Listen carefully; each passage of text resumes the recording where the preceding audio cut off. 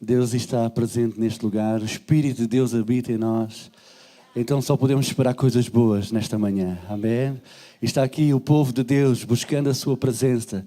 E quando nós o buscamos de todo o nosso coração, Ele se deixa encontrar. E quando nós verdadeiramente somos encontrados por Deus, nesta condição de verdadeiros adoradores, as nossas vidas são tocadas, amém? Porque a sua presença, ela é sinónimo de bênção, de cura, de transformação. Porque a sua glória, quando atinge as nossas vidas, ela traz transformação, amém? Para mim tem sido mesmo um privilégio poder estar com os irmãos durante esta conferência de ensino e quero agradecer a oportunidade que o pastor Paulo Branco, juntamente com a liderança desta igreja, me tem concedido de poder ministrar nesta conferência de ensino, porque nós acreditamos que o Espírito Santo, Ele quer fazer coisas grandes em nós e através de nós, amém? E sem dúvida, a igreja da Cova da Piedade, Almada, a vossa igreja, é uma igreja de referência, não somente para o nosso movimento das Assembleias de Deus em Portugal, mas também para o mundo evangélico aqui em Portugal, digamos assim. É uma igreja de referência, porque é uma igreja que tem crescido. Eu costumo dizer que as igrejas, nem todas as igrejas nasceram para ser grandes ou para ser megas igrejas, no sentido de dimensão, número de membros, etc. É um pouco como os dons espirituais. Ou seja, Deus Ele dá um determinado dom a uma determinada pessoa, a um determinado filho seu, e dá um outro dom diferente. Não temos os mesmos dons. E, sem dúvida, quando olhamos para as igrejas, nem todas têm as mesmas características. Mas nós olhamos para esta igreja e percebemos que Deus escolheu esta igreja para ser uma igreja grande, uma igreja forte, uma igreja com uma grande presença nesta nação e não somente nesta nação. E os irmãos devem estar contentes por isso. Podem dizer amém? E os irmãos souberam criar as estruturas necessárias para crescerem, para manter o crescimento. Eu faço uma análise em termos gerais ao nosso movimento, principalmente às igrejas que fazem parte do nosso movimento, e percebo que muitas conseguiram atingir, e falamos de crescimento numérico, os 250, 300 membros, mas infelizmente não conseguiram manter esse crescimento e até começaram a diminuir. Há algumas razões. Talvez não conseguiram criar as estruturas certas para continuarem a crescer.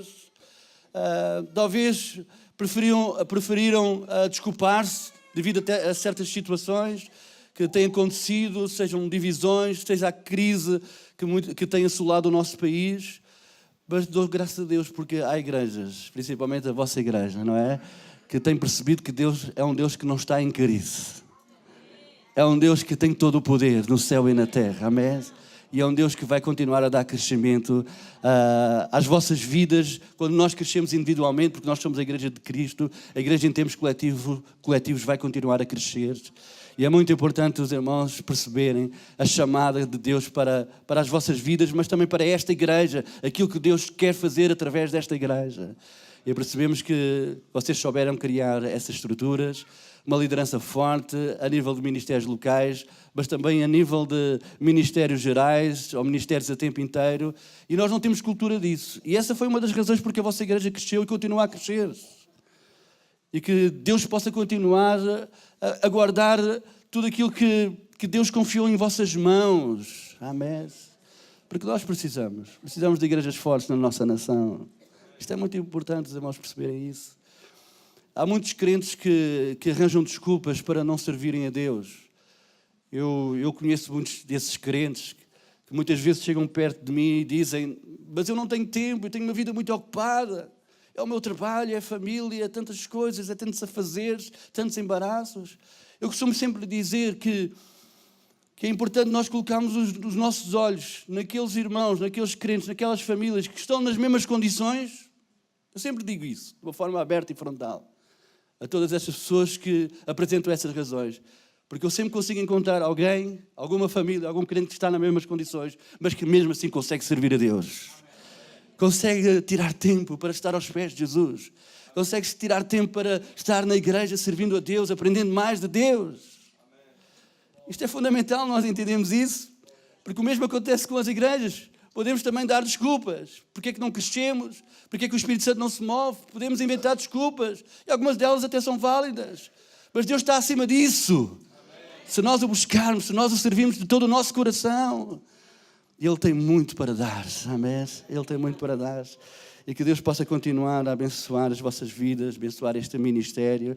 E o que eu espero e o que eu desejo é que esta igreja possa continuar a crescer, criando mais estruturas para que possam possibilitar um maior crescimento, mas acima de tudo, que vocês possam ser uma igreja cheia do poder do Espírito Santo, cheia do poder do alto, uma igreja com uma identidade clara e uma ação clara, pentecostal, amém, pentecostal.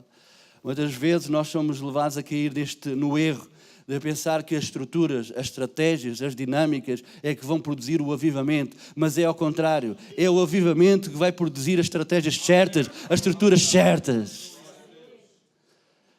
E o avivamento, ele busca-se em Deus, na sua palavra, em oração, numa vida consagrada a Deus. Porque o poder não vem do baixo, o poder vem do alto. Não era o sumo sacerdote ou os sacerdotes que lançavam fogo sobre o altar, o fogo caía do alto. Eles tinham que manter o altar consertado. E é assim que tem que acontecer, no nome e no poder de Jesus Cristo, amém? Mas nós precisamos de viver cheios do Espírito Santo. Cheios continuamente do Espírito Santo. Nós temos vindo a ministrar sobre a ação do Espírito Santo. E nós podemos dizer que a ação do Espírito Santo define-se em 3 áreas muito específicas. Aquilo que o Espírito Santo faz por nós para nos levar a Deus, para nos levar à salvação, porque se não fosse essa ação do Espírito Santo em nossas vidas, aliás, nós nunca conseguiríamos chegar a Jesus e confessar os nossos pecados. É Ele que nos convence, ou que nos convenceu do pecado, da justiça e do juízo, e que nos levou a Jesus para nós tomarmos uma decisão. É aquilo que o Espírito Santo faz por nós para nos levar a Jesus, para nos levar à salvação. E também a Bíblia Sagrada diz que o Espírito Santo muitas vezes intercede por nós, porque nós não conseguimos encontrar as palavras certas para nos dirigirmos a Deus. Muitas vezes até estamos a pedir mal, mas o Espírito Santo tem uma ação extraordinária por nós. Ele muitas vezes intercede por nós, com gemidos inexprimíveis. É uma ação extraordinária do Espírito Santo. Mas também nós podemos ver uma outra ação do Espírito Santo, é aquilo que Ele faz em nós. Em nós, porque Ele veio habitar em nós. Ele produziu em nós um novo nascimento. Ele nos santifica, Ele nos purifica, Ele nos consola. Ele nos enche de amor, de gozo, de paz. E nós podemos dizer amém. É aquilo que o Espírito Santo faz em nós. Mas a sua ação não fica por aqui. O Espírito Santo também quer agir através de nós. Ele nos quer capacitar para nós fazermos a sua obra, a obra que Jesus nos mandou realizar. E aqui entram os dons, entra a unção. E o Espírito Santo nos quer capacitar, porque Ele quer agir através de nós. Porque nós temos uma responsabilidade, eu estava a falar disso no dia de ontem. Nós temos uma responsabilidade, temos pelo menos 2 grandes frentes de luta. Nós temos que lutar para manter a nossa salvação. Jesus Cristo, Ele nos salvou e nós abraçamos este caminho de salvação, mas agora temos que chegar até ao fim. E temos que lutar. E para nós conseguirmos vencer essa luta contra a nossa carne, contra a tentação, contra o pecado, nós temos que estar cheios do Espírito Santo, senão vamos ser derrotados nessa luta. Mas também nós temos uma outra frente de batalha. Nós temos a responsabilidade, o apóstolo Paulo dizia que tinha a obrigação de alcançar outros para Jesus. De ganhar outros para Jesus, é a nossa responsabilidade. E para isso temos que estar cheios do seu Espírito. Amém. Para conservar aquilo que Deus nos trouxe e para ganhar muitas vidas para Jesus. Amém. O Espírito Santo nos quer encher porque Ele quer usar as nossas vidas. Amém. A Bíblia Sagrada diz lá em Lucas capítulo 4, e nós vamos ver a ação do Espírito Santo através de nós. E Lucas capítulo 4, versículo 16 a versículo 21, eu vou ler alguns versículos, vou citar, vou tentar ser o máximo objetivo. Eu, quando ministro a palavra de Deus, eu sinto uma grande responsabilidade, mas também Deus coloca tanta coisa no meu coração que eu tento ser o máximo objetivo, o mais rápido possível para transmitir tudo aquilo que Deus tem colocado no meu coração. E eu sei que Deus quer falar connosco através da sua palavra, através do seu Espírito. E aquilo que eu não consegui dizer, o Espírito Santo vai dizer, porque Ele conhece as nossas vidas, conhece as nossas necessidades.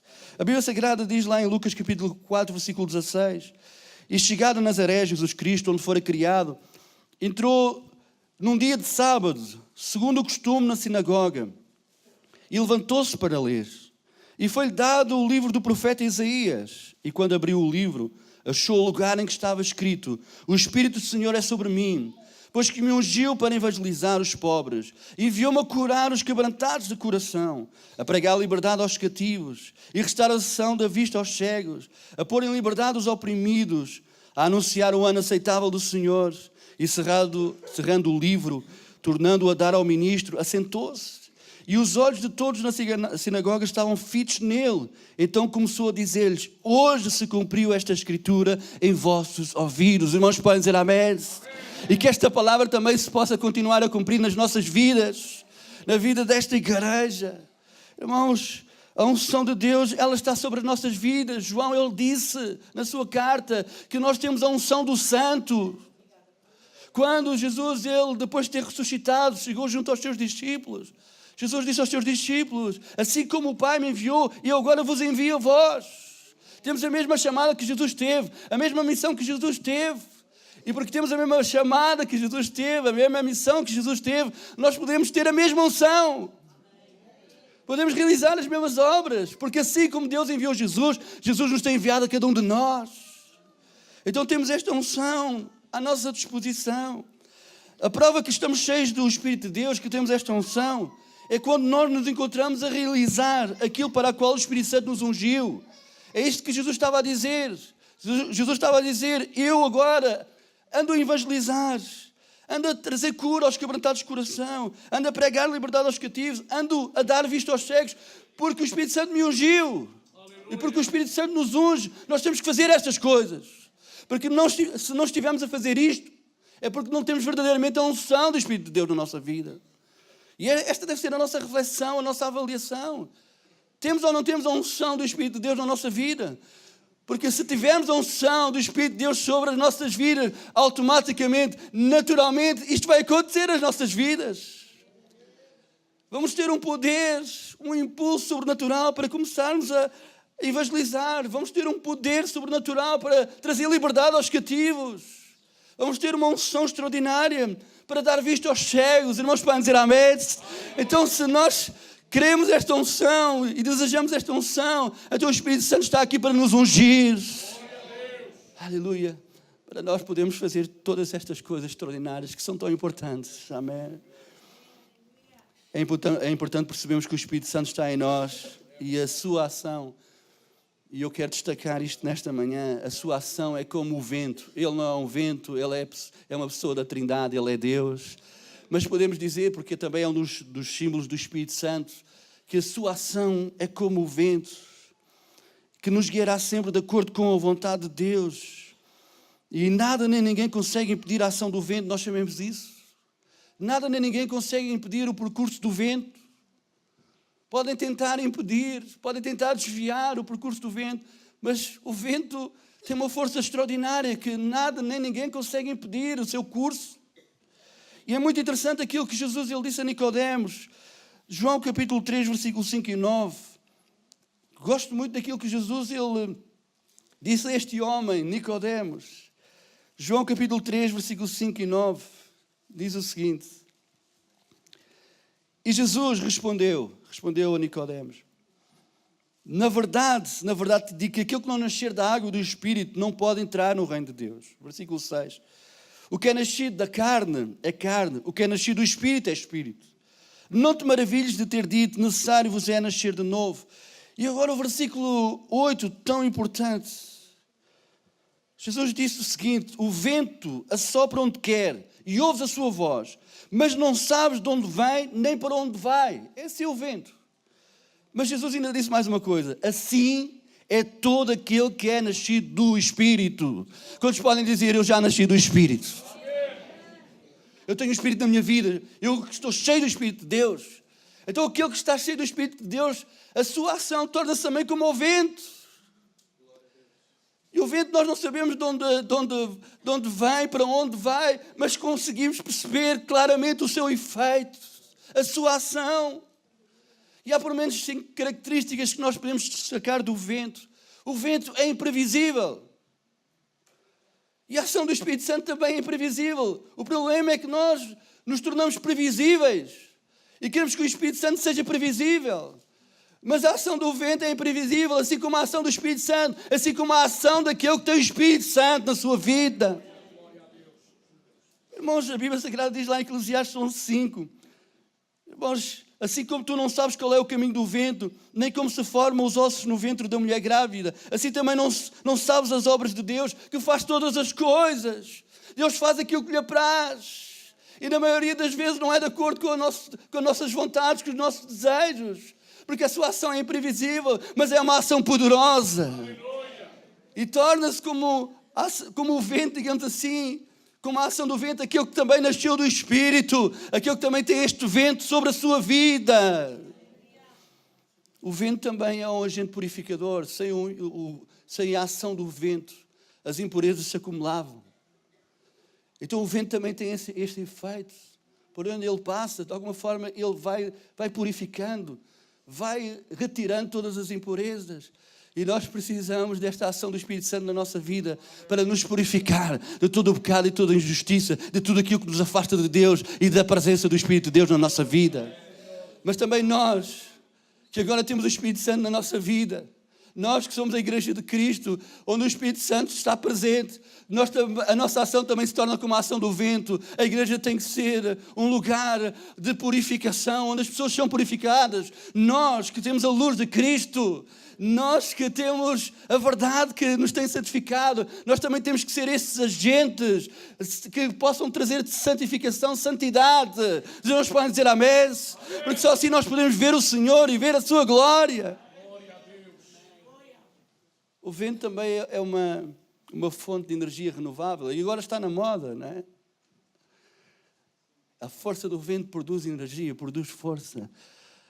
A ação do Espírito de Deus em nossa vida nos traz esta força, este dinamite do alto, que nos possibilita de estarmos de pé e de avançarmos sem medo. Aleluia, para conquistarmos aquilo que Deus tem para as nossas vidas, que Deus tem para as famílias, que Deus tem para a sua igreja neste lugar. O vento também é uma força locomotora. E nós, portugueses, nós percebemos isso na época dos descobrimentos.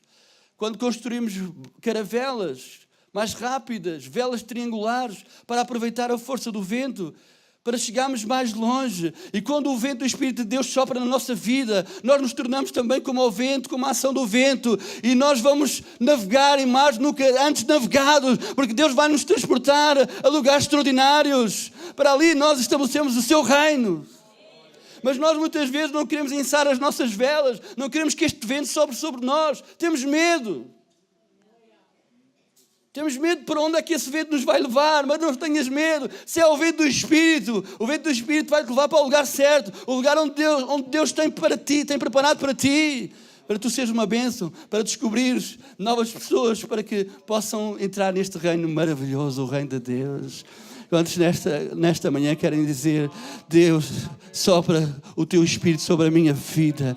Eu quero levantar bem as minhas velas e ser transportado para onde tu queres me levar.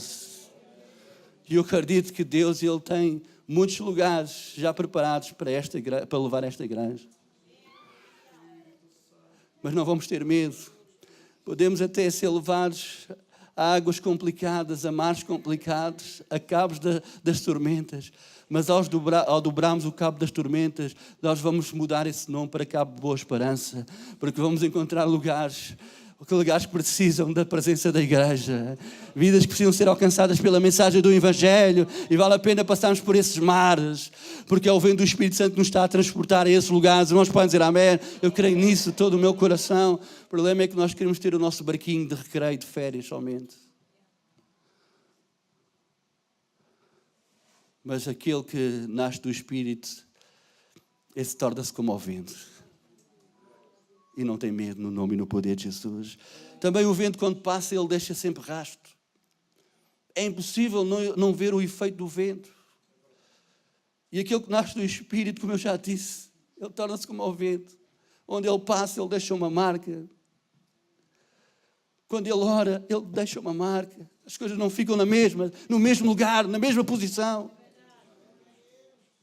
Há revolução, os irmãos podem dizer amém. Quando não há revolução através das nossas vidas, é porque o vento do Espírito de Deus não está a soprar em nós e através de nós. quando as coisas ficam todas na mesma.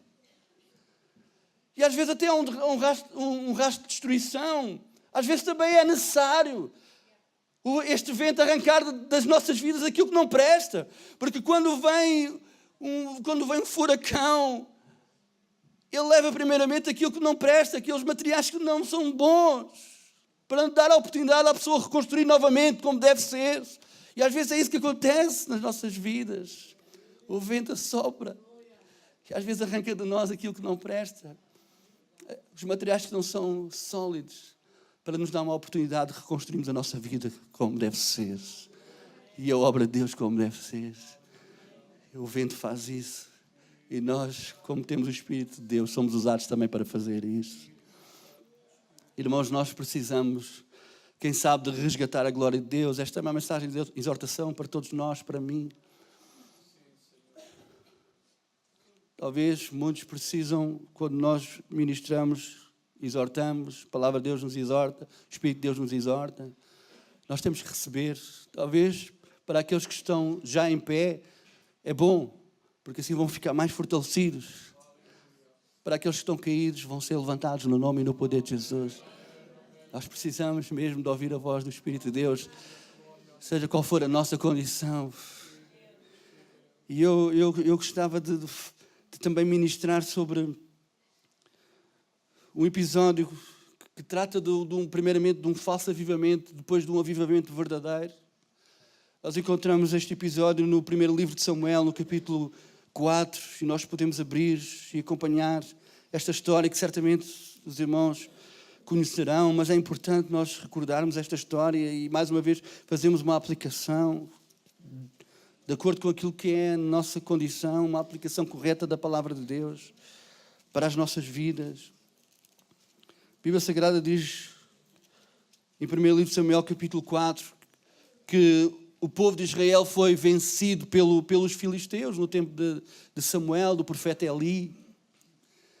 Diz a Bíblia Sagrada, logo no versículo 2, que os filisteus se dispuseram em ordem de batalha para sair contra Israel.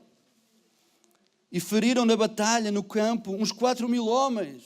Israel perdeu aquela guerra, aquela batalha. E diz a Bíblia Sagrada, no versículo 3, que eles voltaram para o arraial, o exército de Israel. E voltaram para o arraial e disseram aos anciãos: porquê é que nos feriu o Senhor hoje diante dos filisteus?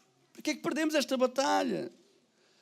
E eles tiveram uma ideia, uma boa ideia, uma excelente ideia. Mas depois que verificou-se que não foi a solução, eles pensaram: nós vamos buscar a Arca da Aliança que está em Siló. A Arca da Aliança que representa a presença de Deus, que é a própria presença de Deus no meio do povo. Nós precisamos da Arca da Aliança aqui, no meio da batalha. E foram a Siló e trouxeram a Arca lá para o arraial, para o meio do exército. E eles agora, todos eufóricos, partiram novamente para a luta contra os filisteus. E a Bíblia Sagrada nos diz que, versículo 5, nós podemos ler: e sucedeu que, vindo a Arca da Aliança do Senhor ao arraial, todo Israel gritou com grande júbilo, até a terra estremeceu. Nós à partida poderíamos dizer que grande avivamento, a terra estremeceu. O povo estava cheio, aparentemente, do Espírito de Deus, de força, de coragem. A terra estremeceu.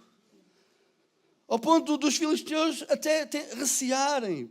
Diz a Bíblia Sagrada, versículo 6, e os filisteus, ouvindo a voz de júbilo, disseram: que voz grande de júbilo está no arraial dos hebreus. Então souberam que a arca do Senhor era vinda ao arraial. E eles ficaram atemorizados. E eles até disseram: Deus veio ao arraial. Até disseram mais: ai de nós, tal nunca jamais sucedeu antes. Ai de nós, disseram os próprios filisteus. Este povo agora tem a presença de Deus no seu meio, tem a Arca da Aliança. Estão cheios de força, de coragem, de júbilo, a própria terra está a estremecer. Que grande avivamento.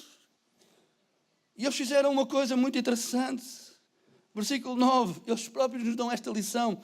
Eles disseram uns para os outros: esforçai-vos, sede homens, ó filisteus, para que porventura não venhais a servir aos hebreus, como eles serviram a vós, sede depois homens e pelejai. E o que é que aconteceu no versículo 10? Que tragédia! Então pelejaram os filisteus e Israel foi ferido, fugindo cada um para a sua tenda. E foi tão grande o estrago que caíram de Israel 30.000 homens de pé. E não somente isto.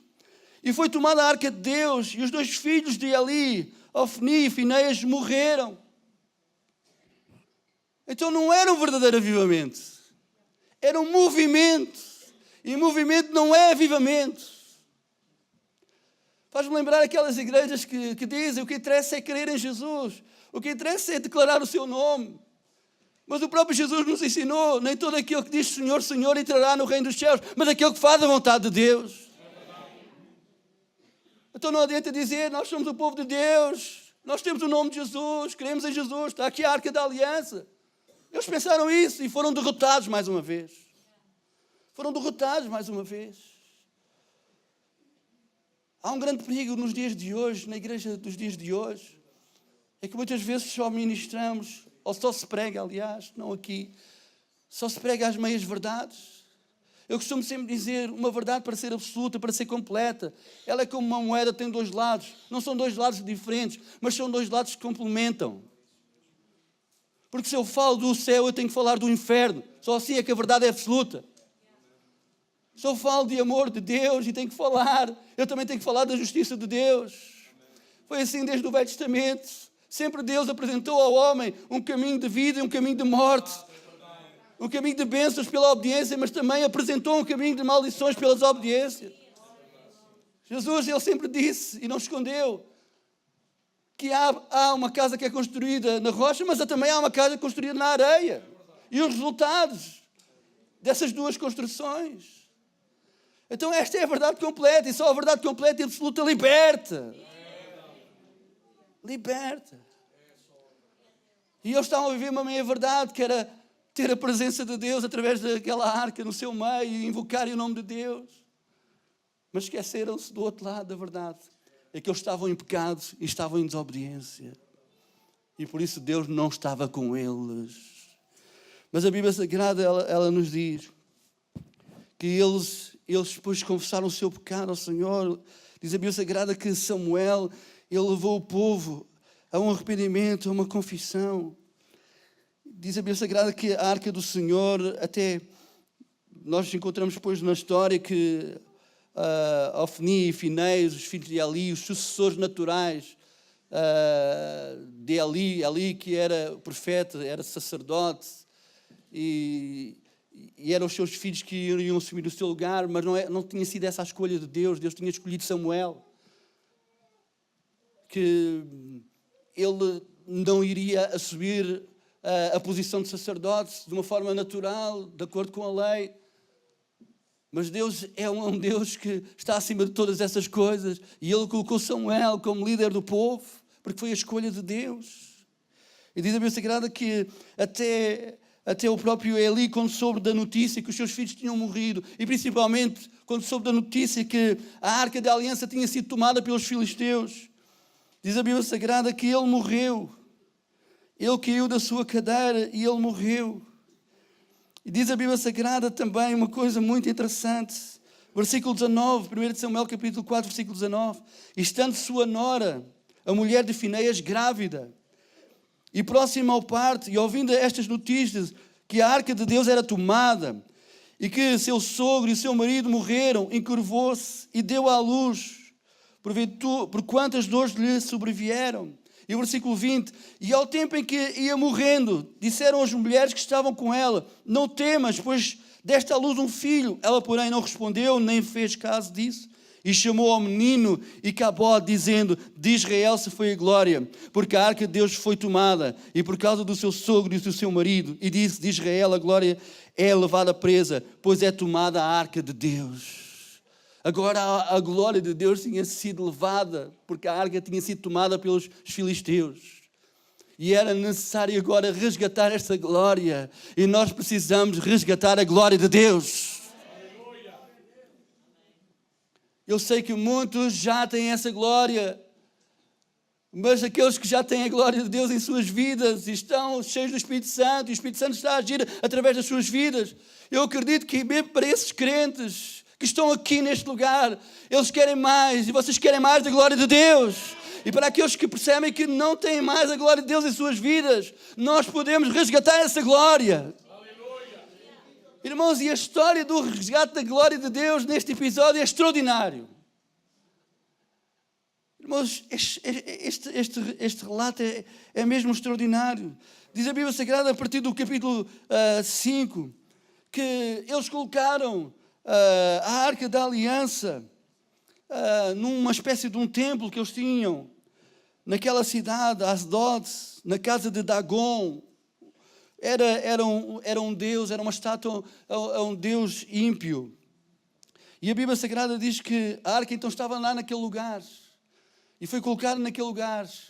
No dia seguinte, quando os sacerdotes lá dos filisteus foram lá àquela sala onde estava a Arca da Aliança, com aquela estátua de Dagon, eles viram que a estátua estava caída.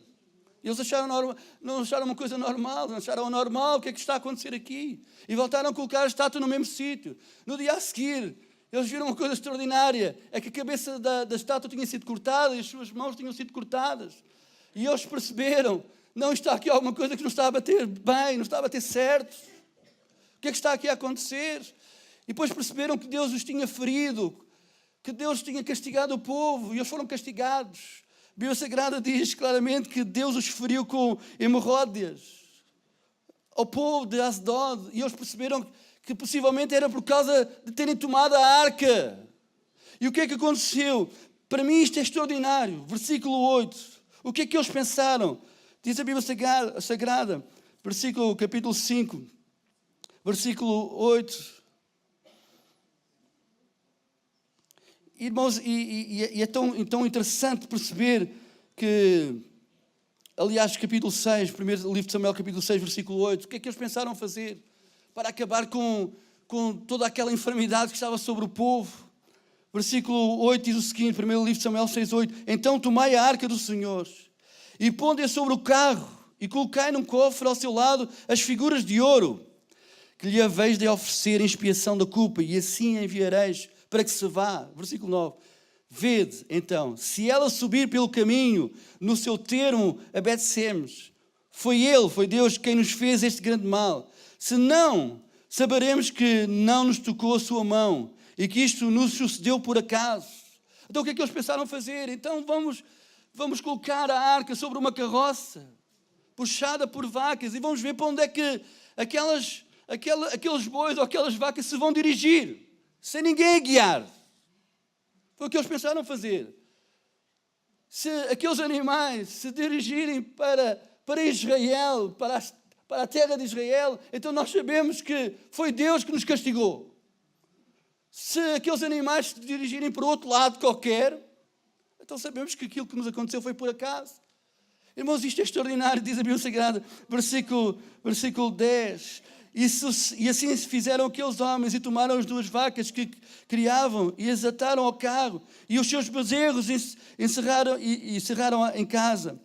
E puseram a arca do Senhor sobre o carro, como também o cofre com os ratos de ouro e com as imagens das suas hemorróidas. Então as vacas se encaminharam diretamente pelo caminho de Bet-Semes e seguiram o mesmo caminho, andando e berrando, sem se desviarem, nem para a direita, nem para a esquerda. E os príncipes dos filisteus foram atrás delas, até ao termo de Bet-Semes. Irmãos, isto é extraordinário. Sabem o que é que isto nos prova? Que Deus é o primeiro a querer trazer a sua glória de volta para o seu povo.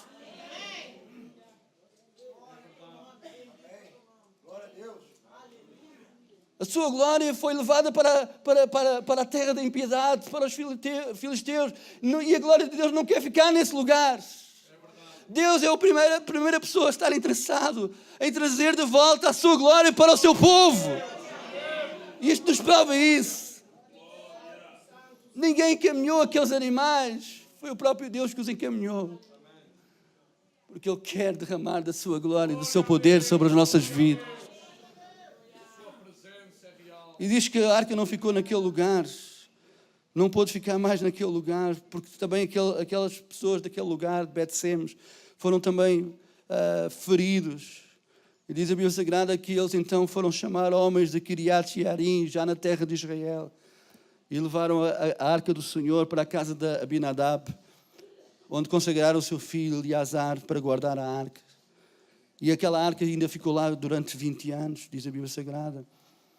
Mas a Bíblia Sagrada também nos diz que Samuel, então, ele convocou todo o Israel e chamou todo o Israel para confessarem o seu pecado ao Senhor. Nós podemos ler capítulo 7, versículo 3, primeiro livro de Samuel.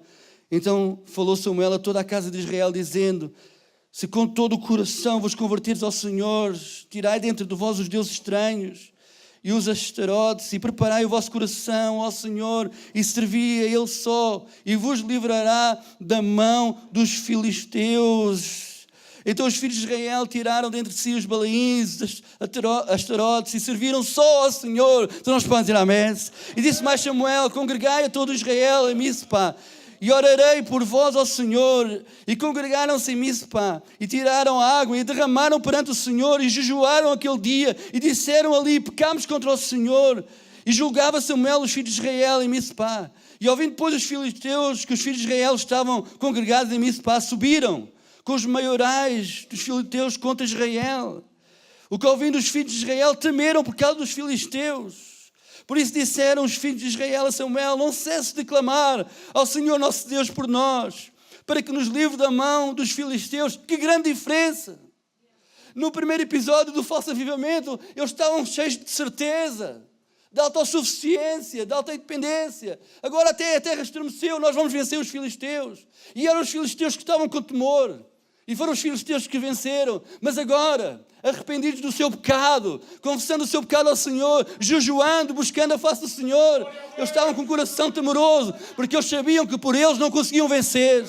Samuel, clama ao Senhor por nós. Nós reconhecemos que por nós não podemos fazer nada, mas com Deus, com o Espírito de Deus em nossas vidas, podemos todas as coisas. E diz que Samuel apresentou um sacrifício ao Senhor. Amém. E a Bíblia Sagrada diz, versículo 11: e os homens de Israel saíram de Mispa e perseguiram os filisteus e os feriram. Porque o versículo 10 nós podemos ler: e sucedeu que, estando Samuel sacrificando o holocausto, os filisteus chegaram à peleja contra Israel. Que coisa extraordinária! Ao mesmo momento que Samuel estava sacrificando ao Senhor, apresentando um sacrifício ao Senhor, diz que trovejou o Senhor naquele dia com grande estrondo sobre os filisteus e os confundiu, de tal modo que foram derrotados diante dos filhos de Israel. E os filhos de Israel os perseguiram. E o versículo 12: então tomou Samuel uma pedra e a pôs entre Mispa e Sem, e chamou-lhe Ebenezer, e disse: até aqui nos ajudou o Senhor. Até aqui nos ajudou o Senhor. Ao mesmo tempo que Samuel estava a apresentar um sacrifício ao Senhor em holocausto, diz que o Senhor trovejou sobre os filisteus e os filhos de Israel, e Israel venceu aquela batalha, e nós vamos vencer todas as batalhas no nome e no poder de Jesus. Irmãos, há muitos que olham aqui para cima e veem aqui em cima um altar. É verdade, aqui em cima é um altar, mas aí embaixo também é um altar. A nossa casa é um altar, o nosso carro é um altar. E às vezes aqui em cima não se está a apresentar sacrifício, e embaixo está-se a apresentar sacrifício.